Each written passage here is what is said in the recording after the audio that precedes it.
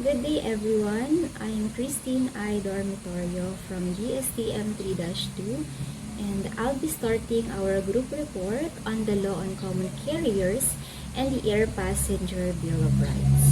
So this will help us better understand the responsibilities involved in transporting passenger and goods. To begin with, let me explain what is the basic concept of carrier in general. So when we say carrier, it is a person, corporation, or even organization whose primary goal is to transport goods or even people from one place to another. It's either with a fee or without charge. So we have two classification of carrier. The first one is the private carrier, or also called as the special carrier. It is one which, without making the activity a vocation or without holding itself out to the public as ready to act for all, undertakes by special agreement in particular instances only to transport goods or person from one place to another. So meaning, yung mga private carrier, sila yung mga tao or individual, organization, or even company na kung saan hindi nila regularly ino-offer yung services na mag-transport ng goods or people from one place to another, pero pumapayag din naman sila under a special agreement or kasunduan. So example natin, may kakilala kang may sariling van na hindi siya nag-ooperate as public transportation, hindi siya mismo namamasada, hindi niya ito trabaho. Pero, pumayag siya na ihatid ka sa probinsya kapalit ng bayan. So, that is considered as a private carrier dahil may kasunduan lang kayo na ihatid ka dun sa probinsya mo pero hindi siya bukas sa publiko. We have the contract of private carriage. If one engages the services of private carrier in a particular instance, then there is an agreement established. This agreement is called contract of private carriage. So, ito ay isang kasunduan na nabuo sa pagitan ng dalawang parties sa ilalim ng special na agreement, kung saan yung private carrier ay pumapayag na maghatid ng tao o bagay. So we have the second classification, which is the common carrier or the public carrier.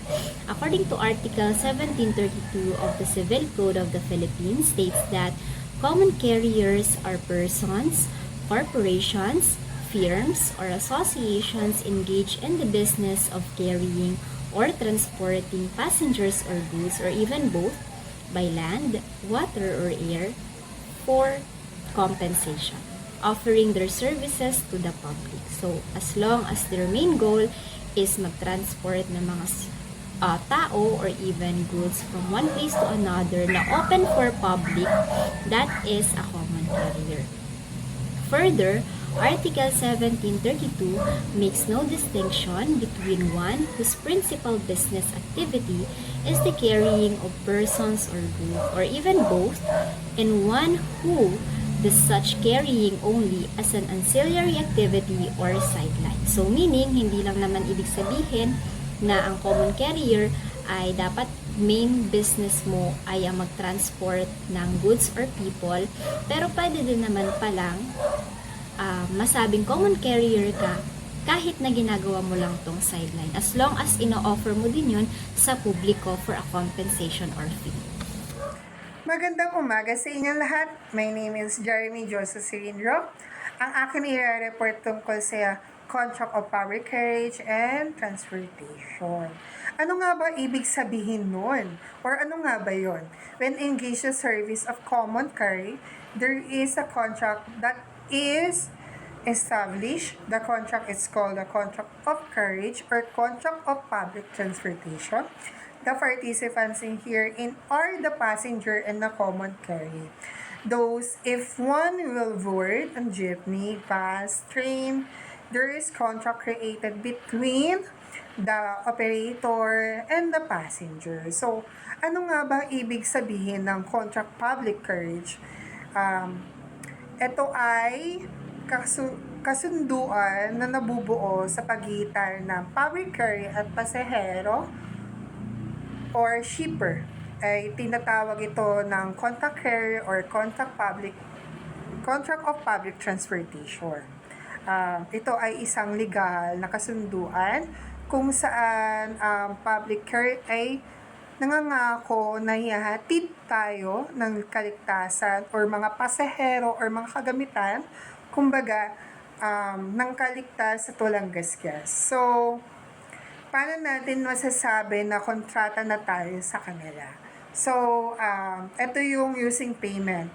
Yung magbabayad tayo ng tama or sakto sa kanila kasi trabaho na nila na tayo na ihatid ng kaligtas at walang gasgas na kung ano naman ipapadala natin or tayo naman kung saan tayo pupunta ay may safety na po yun.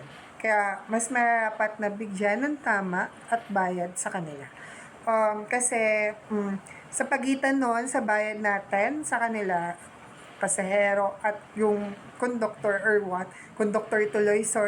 the driver po, ay syempre means na po yun or yun na po yung kahulugan ng kontrata natin sa kanila na nililigtas. Dadalhin tayo ng ligtas or dadalhin nila yung gamit ng buo at walang sira or walang gasgas. O halimbawa, if ever going to pier, ganun, na pupunta tayo sa lugar na Batangas, ganun, if ever syempre magbabayad tayo, minsan yun na yung kahulugan ng contract natin sa kanila in public po. Yun lang ang aking report. Sana may naintindihan kayo kahit papano. Tatawagin ko next si Monrita. Hello, my name is Monrita Yu Contreras, and now I'm going to discuss about the responsibility of a common carrier as outlined in the Civil Code. When we say responsibility of a common carrier, it refers to the legal and contractual duties of a business or individual that transports goods or passengers for the general public in exchange for a fee. This includes transport companies like airlines, bus lines, railroads, shipping companies, and cargo transport providers. Under Article 1733, it says that common carriers are required to exercise extraordinary diligence in keeping passengers and goods safe. This is because of the nature of their business and public interest. Article 1755 adds that they must carry passengers as safely as possible using the utmost diligence like a very cautious person would, considering all circumstances. Then Article 1756 states that if a person is injured or dies, the common carrier is presumed to be at fault unless they can prove that they acted with extraordinary diligence. Article 1755 and Article 1756 are about safety of passengers. Extraordinary or utmost diligence is the highest degree of care. In short, a common carrier must show the highest level of care. If they fail to do so and someone is harmed, they are liable for damages unless they can prove they weren't negligent. Malinaw na ang isang common carrier o karaniwang tagapadala ay may tungkuling mag-ingat ng lubos o magpakita ng pinakamataas na antas ng pag-iingat. Kung mapapatunayang hindi na ipatupad ng common carrier ang ganitong responsibilidad at ang pasahero ay nasugatan, ang common carrier ay mananagot para sa mga pinsala.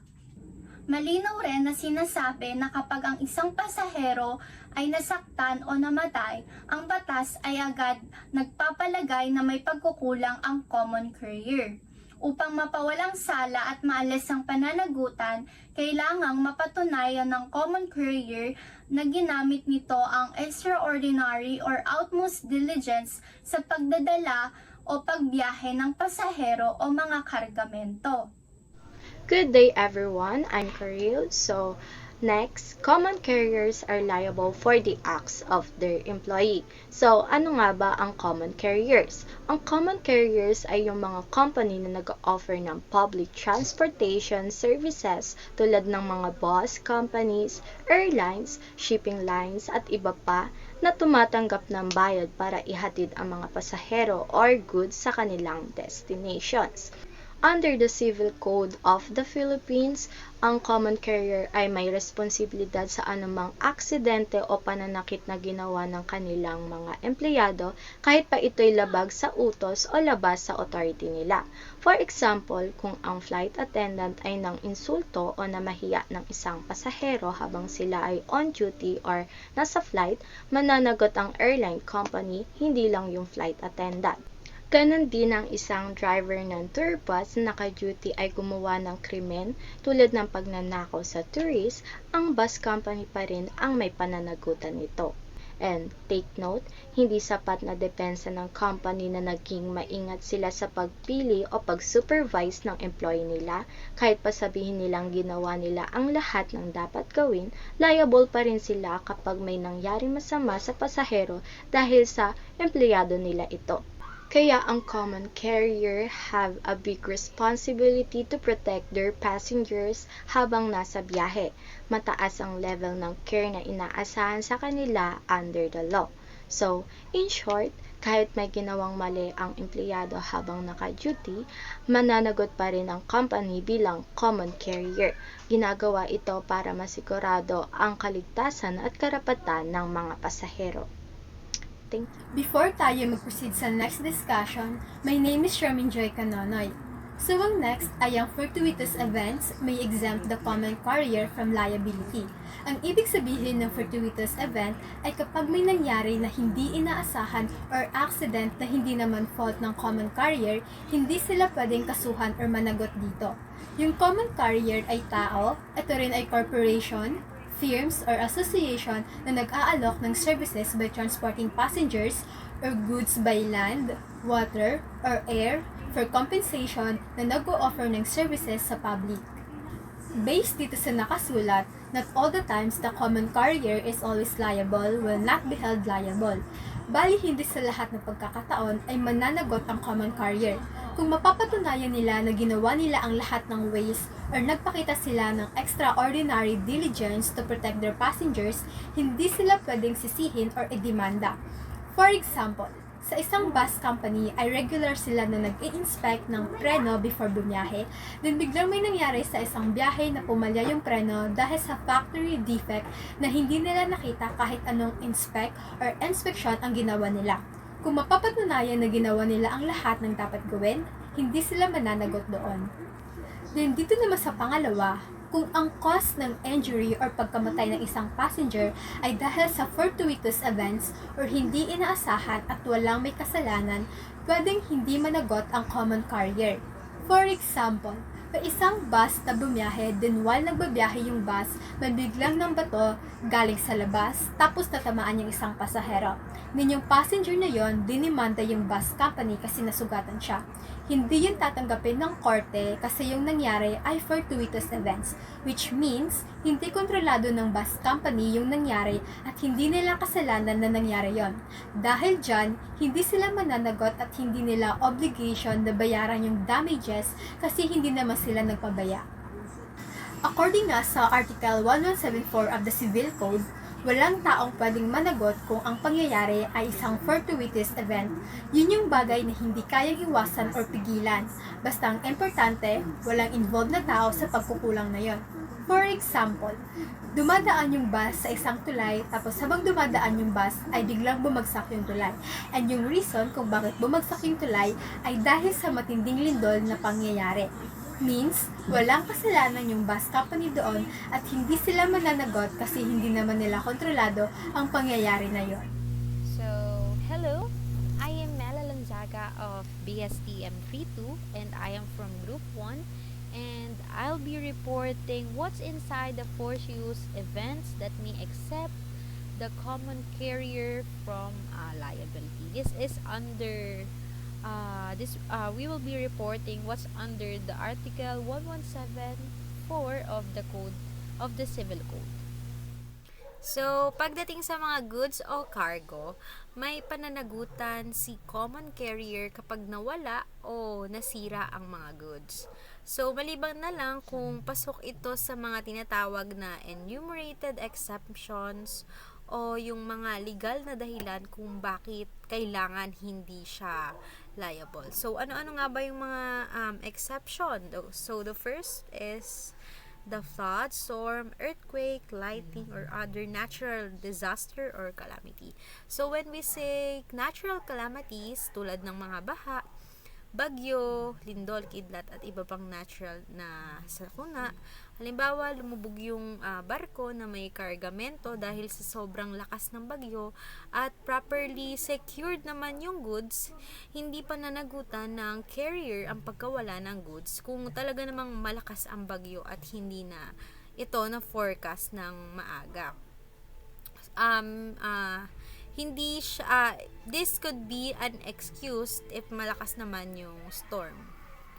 So, the next is the act of the public enemy in war, whether international or civil. So, ito yung mga gera o pag-atake ng mga kalaban ng bayan. So, tulad ng rebellion o mga digmaan. So, kung habang nasa biyahe ang truck o mga cargo ships at inatake ito ng mga rebelde at nasira o ninakaw ang goods, hindi na ito pananagutan ng carrier. The third is the act or omission of the shipper or owner of the goods. So, mali o kapabayaan ng shipper o may-ari ng goods. For example, kung hindi naman maayos yung pagkakapak ng isang items, hindi nalagyan ng fragile ang items ng shipper at nabasag ito sa pagbiyahe, hindi ito kasalanan ng carrier. This case is kasalanan siya ng shipper. Hindi liable yung carrier to this case kasi yung damage was due to the shipper's error. Next is the character of the goods or defects in the packaging or in the container. So, in Tagalog, ang mismong nature o katangian ng goods o defective talaga yung packaging. For example, kung yung product ay madaling mapanis at hindi ito pinalamig ng shipper gaya ng dapat, tapos napinsala ito habang nasa biyahe, hindi liable si carrier kasi nga si shipper yung may kasalanan nun. Dapat yung sender pa lang is for example, kung food yung ipapadeliver, food, cake, tapos manggagaling pa sa malayong lugar, dapat bago pa lang ito i-deliver, dapat niref muna ng shipper. And the last is the order of act of competent public authority. So, Tagalog, utos o aksyon ng otoridad. So, kung kinumpis ka ng customs o ng police ang goods dahil may illegal na violation, hindi ito pananagutan ng carrier. So, dapat as a shipper, alam mo naman yung magiging rules and regulations before ka magpa-ship ng isang goods. So, the carrier is not responsible for the loss. In short, may default na pananagutan si carrier sa mga goods, pero kung pasok sa mga 5 exemptions na ito, ay hindi siya mananagot. So, good day everyone. I am Jaicalinor J. Bautista and I will be discussing the Air Passenger Bill of Rights. So, the Air Passenger Bill of Rights was promulgated by virtue of the joint DOTC-DTI Administrative Number 1, the Department of Transportation and Communications, and the Department of Trade and Industry on December 10, 2012. This administrative order seeks to protect the passenger against unfair and unconscionable sales acts or practices and from misleading advertisement and fraudulent sales promotion by airlines. So, this bill was issued through the joint DOT-CDTI Administrative Order No. 1 noong December 10, 2012. Inissued siya ng Department of Transportation and Communication, which is the DOTC, and the Department of Trade and Industry, which is the DTI. So, ang purpose ng order nito is to protect the airline passengers from unfair and unconscionable sales practices, misleading advertisements, and fraudulent promotions ng airline companies. And ini-ensure din ng bill na to na lahat ng passengers ay natatrato fairly and napoprovide ng accurate and honest information when it comes sa booking and purchasing airline tickets. So, in short, this bill was created to safeguard the rights and welfare of every air traveler. So now we will proceed to the three main rights of the passenger, which are the right to be provided with accurate information before purchase, the right to receive full value of the service purchased, and the last is the right to compensation. So the first is the right to be provided with accurate information before purchase. So syempre po, lahat ng passengers ay may rights to receive complete, fair, and clear informations about all terms and conditions of the air travel contract before buying a ticket. Ano nga po ba ang mga makikita sa contract at terms and conditions? Syempre po, nandun ang mga details ng check-in deadlines, refunds and rebooking policies, yung procedures po ng delayed or canceled flights. Next is the right to receive full value of the service purchased. The right naman po na to is yung mga passenger po ay meron silang right to receive the full value of the services they paid for, including po doon yung transportations, baggage handling, ancillary services. Paano po ba pag ang airline ay nag-fail to deliver ng full value ng services due to fault or negligence? Doon po magiging entitled ang mga passengers to have compensations or acceptable alternatives under the Air Passenger Bill of Rights. And the last is the right to compensation. So dito naman po sa last part na to, syempre po ang mga passengers ay meron silang rights to receive compensation and amenities pag nagkaroon po tayo ng flight cancellations, delays, or lost or damaged baggage, and in the event of death or bodily injury. So again, this is Jaika Lenore J. Bautista discuss the Air Passenger Bill of Rights and the three main rights of the passengers. I am Katrina M. Sadsari. So let's proceed naman sa compensation for delayed, lost, and damaged baggage. So dito is meron tayong three following rules na dapat or it should be applied. So first, we have here na dapat ipaalam ng mga airlines or ng air carriers sa mga passengers ng maaga yung about sa offloading and kung bakit ito nangyayari. And dito is magkakaroon ng awareness ang mga passengers kung ano nga ba yung ibig sabihin ng offloading. So for the number 2 naman is dapat bigyan ng kopya yung mga passengers if ever na yung baggage nila is hindi mo pabilang or mapasama sa flight nila. So dito is magkakaroon sila ng masisecure nila na meron talaga silang baggage na hindi na pasama sa kanila and napasama sa ibang flight. So for the number 3 naman is dapat yung mga airlines or yung air carrier is yung naiwan na baggage ng mga passengers is dapat ibigay personally or directly sa bahay ng mga passengers. Good day everyone, I'm Ashanti Nicole P. Alonzo and we're going to tackle about compensation in case of death or bodily injury of the passenger. In terms of international flights, kapag yung flight is covered under ng 1966 Montreal Inter-Carrier Agreement that involved the United States, kahit stopover siya, may limit sa compensation. $75,000 ang maximum compensation per passengers kasama na ang legal fees and cost. Kapag naman legal fees and cost ay nakaseparate Ang limit naman nito ay $58,000 ang compensation, kasama na rin ang legal fees, pero depende pa rin sa legal system where the claim is filed. Next ay domestic flights. As for domestic flights naman, same siya ng compensation rules from the international conventions, pero yung payment niya ay in Philippine peso and hindi US dollars. Lastly, right to immediate payment of compensation. If ang passenger is entitled to compensation, required ang airline na mag-provide ng compensation sa passenger on the same day, either sa airport counter, sa main office ng airline, or kahit saang branch. Depende kung saan prefer ng passenger i-claim yung compensation nila.